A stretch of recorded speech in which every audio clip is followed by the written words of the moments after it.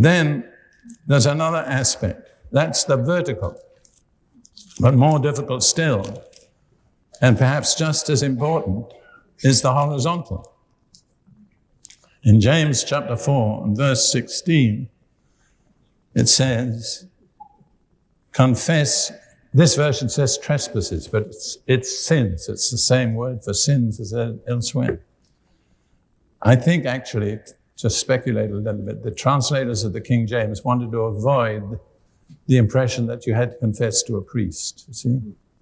There's a certain amount of political pressure in that translation, although it's a glorious translation.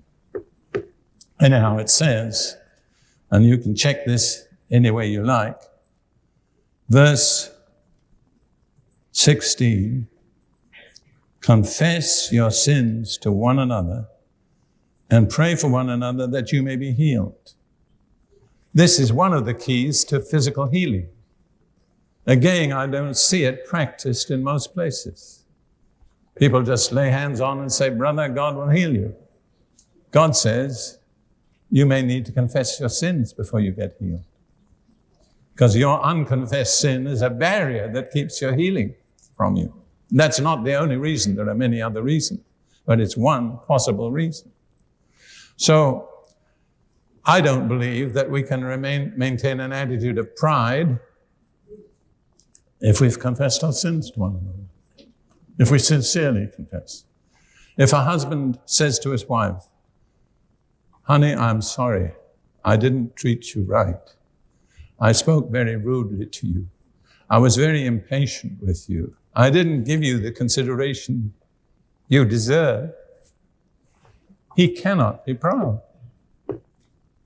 Is that right?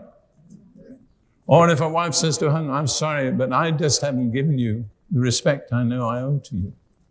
I've been doing my own thing, pleasing myself, just being self-centered. Forgive me.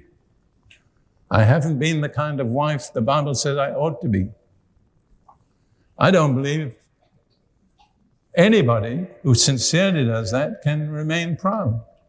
This is the key to humbling ourselves. It's confessing our sins.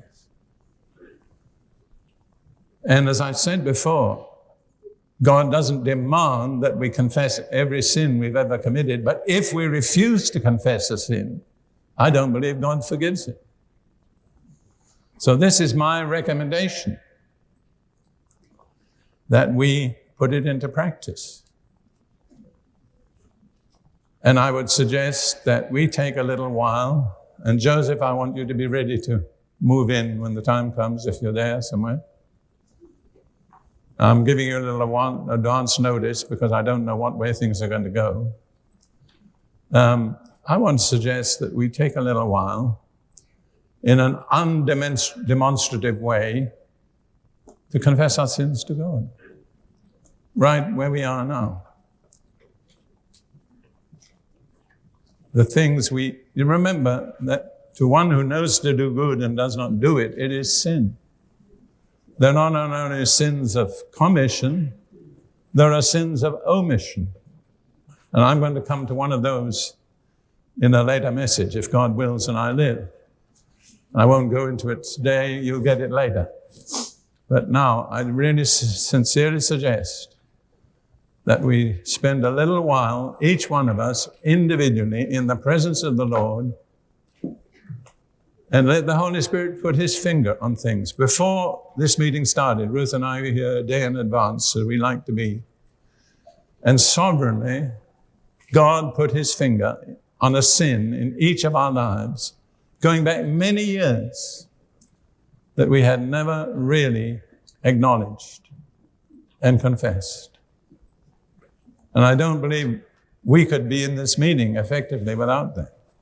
And I believe in a way God let that happen to us as a pattern for what needs to happen to many here.